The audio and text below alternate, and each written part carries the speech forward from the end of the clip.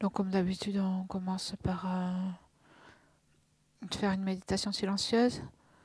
Donc gardez votre attention sur le corps et la respiration pour poser l'esprit, pour s'ancrer un petit peu dans le moment présent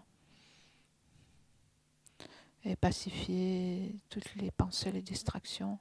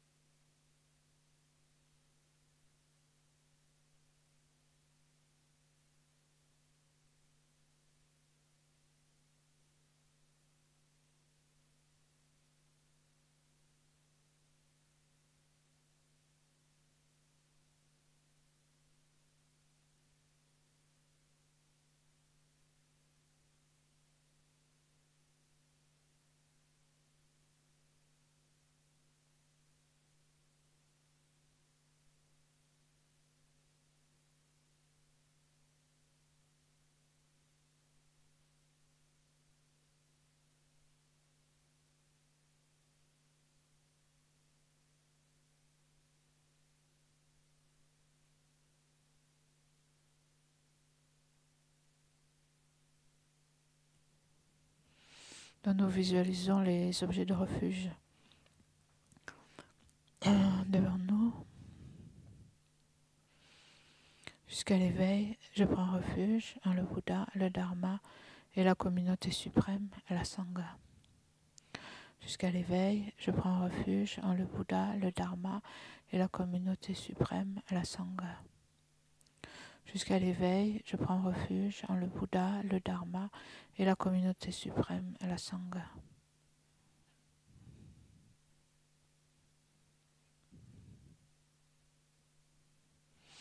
Grâce aux deux accumulations rassemblées par mes pratiques de cette méditation, puissais-je devenir un Bouddha afin d'être bénéfique à tous les êtres. Grâce aux deux accumulations rassemblées par ma pratique de cette méditation, puissais-je devenir un Bouddha afin d'être bénéfique à tous les êtres. Grâce aux deux accumulations rassemblées par ma pratique de la méditation, puissais-je devenir un Bouddha afin d'être bénéfique à tous les êtres.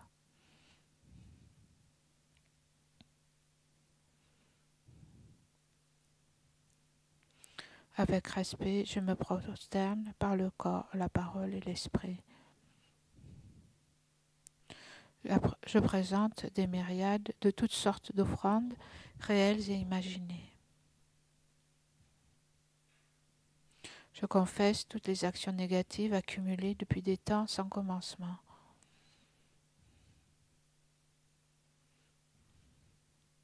Et je me réjouis des mérites de tous les êtres saints et ordinaires.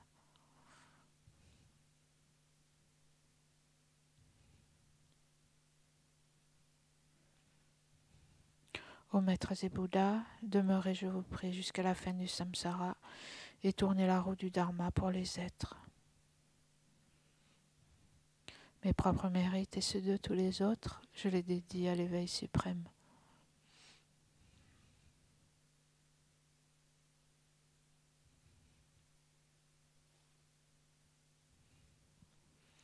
Cette terre ointe d'encens, jonchée de fleurs, ornée du mont Méru, des 4 continents, du soleil et de la lune, je la visualise comme un champ de Bouddha et je l'offre. Puissent tous les êtres jouir de cette terre pure. Je prends refuge et me prosterne devant le Maître et les 3 joyaux précieux. Veuillez, je vous prie, bénir mon esprit. Je vous fais la requête de pacifier immédiatement toutes les conceptions erronées de la dévotion incorrecte envers le Maître jusqu'à la vue dualiste dans mon esprit et dans celui de tous les êtres mes mères. Je vous fais la requête de susciter dans mon esprit et celui de tous les êtres mes mères toutes les réalisations correctes de la dévotion au Maître jusqu'à l'éveil. Je vous fais la requête de pacifier tous les obstacles intérieurs et extérieurs qui entravent le développement de l'intégralité de la voie graduée vers l'éveil dans mon esprit et dans celui de tous les êtres mes mères. Idam Guru Rana Mandala Kamnyataya. Précieux et glorieux Maître Racine, veuillez demeurer sur le lotus et le disque de lune au-dessus de ma tête. Dans votre grande bonté, veuillez me guider et m'accorder les réalisations de votre corps, de votre parole et de votre esprit. Veuillez me guider et m'accorder les réalisations de votre corps, de votre parole et de votre esprit. Vous êtes l'œil qui contemple l'immensité des enseignements, la porte d'accès suprême à la libération pour les êtres fortunés. À l'aide de vos moyens habiles, vous nous pacifiez avec amour, ô Maître spirituel qui nous éclairez, je vous invoque. Puissais-je à aucun moment ne laisser surgir en moi la moindre vue fausse envers les actions du Maître glorieux. Puissais-je considérer toutes ces actions comme pures et avec cette dévotion recevoir les bénédictions du Maître dans mon cœur.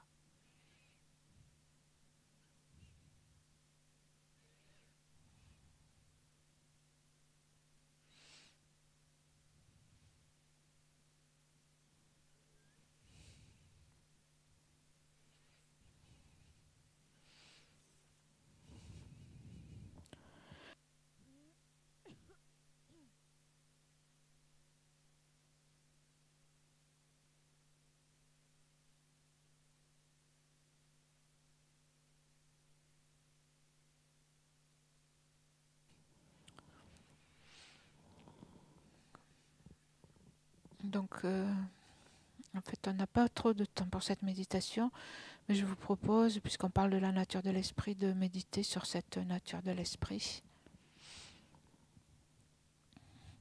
Donc l'esprit, c'est la chose la plus importante qui contrôle cette vie et aussi les vies à venir, dont tout notre bonheur vient. Et donc ici, dans ce texte, nous parlons particulièrement de la nature de l'esprit qui est pure et qui nous permet en fait d'atteindre l'éveil.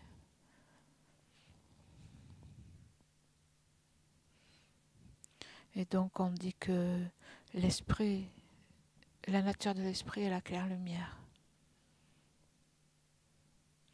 L'esprit, on dit, est clair et connaissant. C'est cette entité en nous dont la fonction est de connaître, de faire l'expérience des choses et dont la nature est claire, transparente, donc elle n'est pas matérielle. Et donc, c'est grâce à cette nature claire que l'esprit connaît les choses, comme par exemple un miroir qui reflète les objets qui sont placés devant lui. On dit que l'esprit reflète un peu l'aspect des choses, des phénomènes avec lesquels il rentre en contact. Donc sa nature est d'être clair et connaissant. Essayez de voir un peu en vous,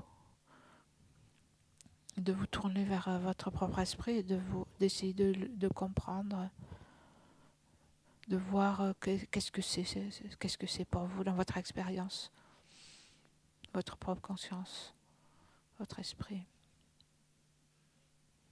Quelle expérience vous en avez?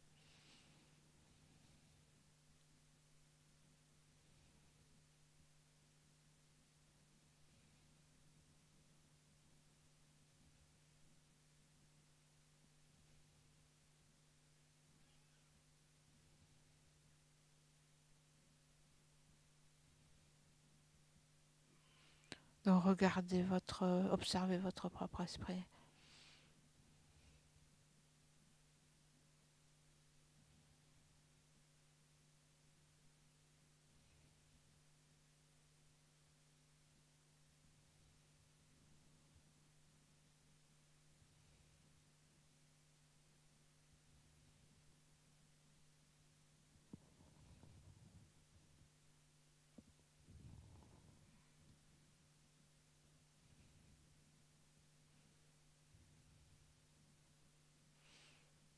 En fait, l'esprit, c'est ce qui fait l'expérience, c'est l'expérience même que l'on a à chaque instant. Donc, à travers les sens, ce que l'on voit, ce que l'on entend, tout ça, ce sont des expériences de la conscience.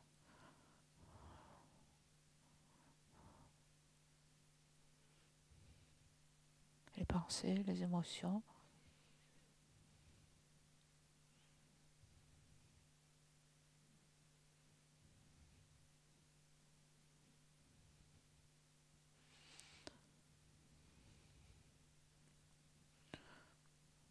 Donc, faites cette expérience en direct de votre propre esprit.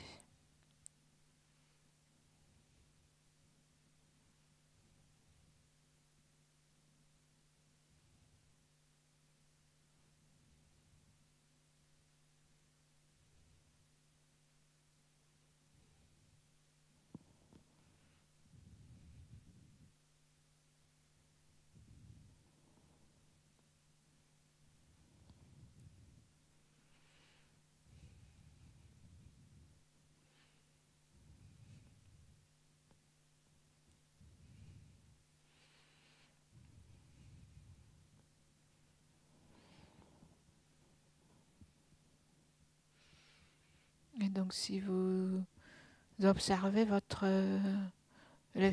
cette expérience de votre propre conscience, il se peut que vous trouviez beaucoup d'encombrements,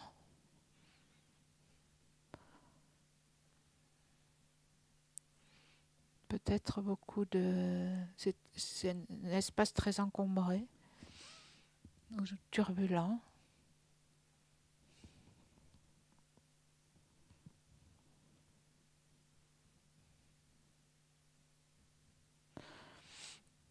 Mais la nature même de l'esprit,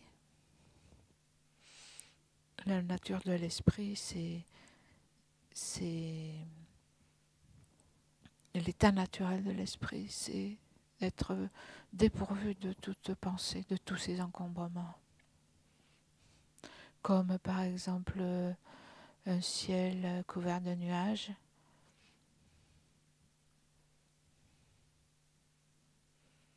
ou de l'eau boueuse,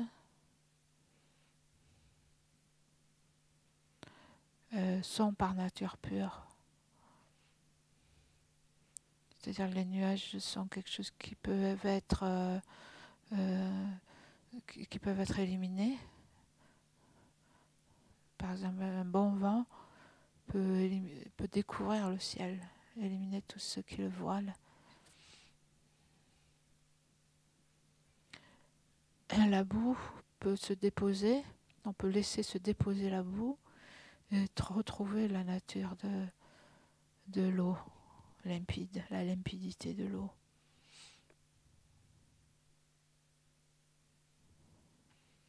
Donc de la même façon, la nature de notre esprit est cachée par cette boue, ces nuages.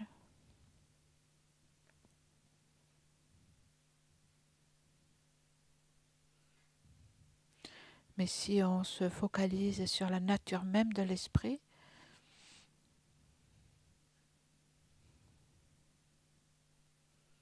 sur l'esprit lui-même, on dit que l'esprit est comme l'espace.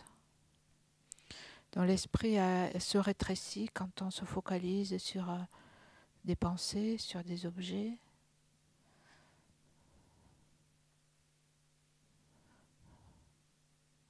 Mais si on lâche prise sur ces pensées, si on les voit comme des nuages, comme quelque chose d'immatériel qui est très temporaire, qui changent tout le temps, qui disparaissent, qui vont et viennent.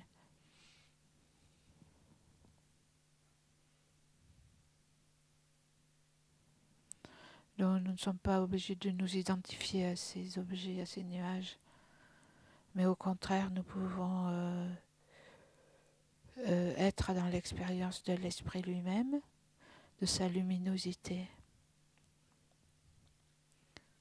et de son caractère spacieux.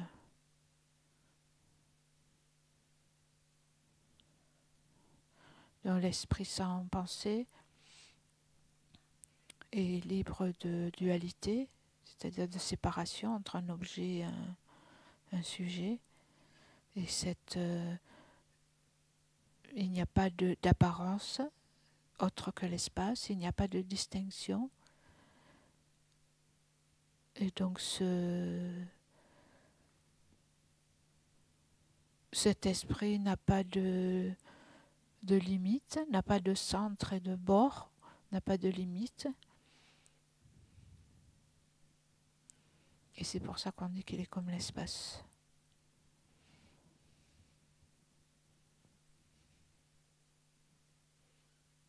Essayez de rentrer en contact dans votre expérience avec cette conscience, cet esprit fondamental qui est en vous.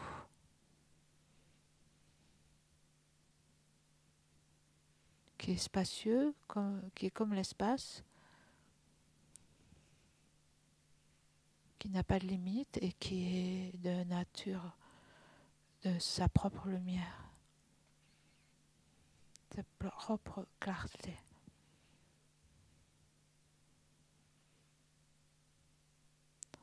Nous pouvons essayer de faire cette méditation pendant 5 minutes.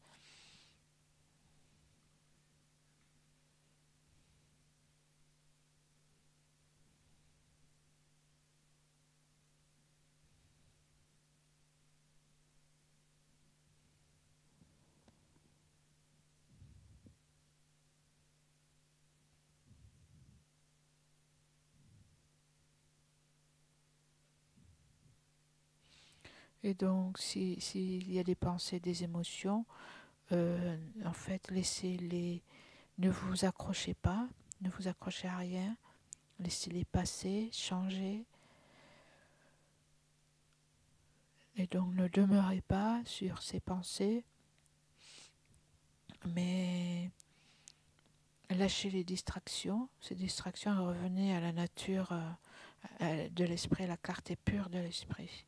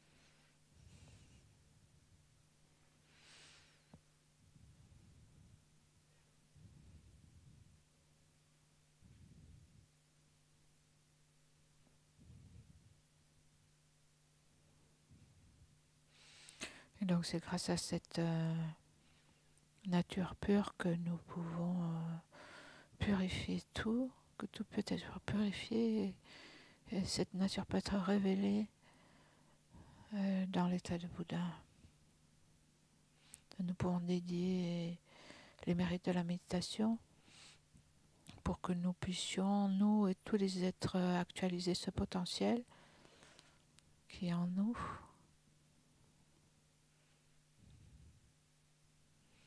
Et aussi pour que nous puissions nous aider les uns les autres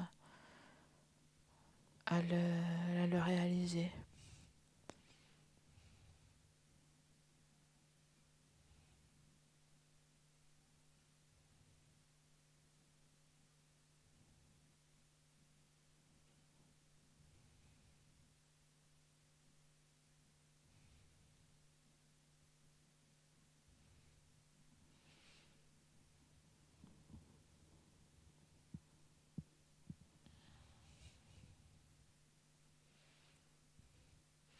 Donc je vous propose de faire l'offrande de nourriture.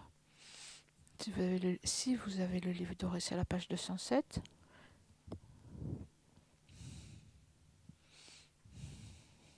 « 207, 208, on va lire en français.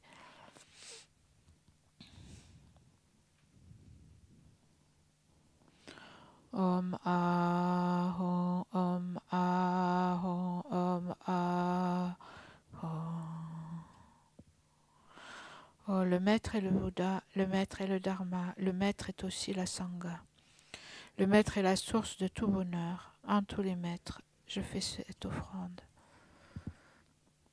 Puissions-nous, ainsi que notre entourage, dans toutes les vies à venir, ne jamais être séparés des trois joyaux, faire continuellement des offrandes aux trois joyaux et recevoir l'inspiration des trois joyaux.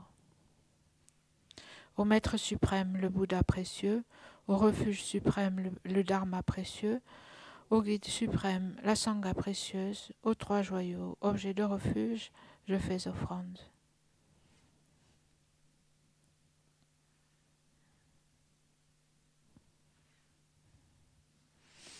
Bon appétit. Et donc à 3 heures,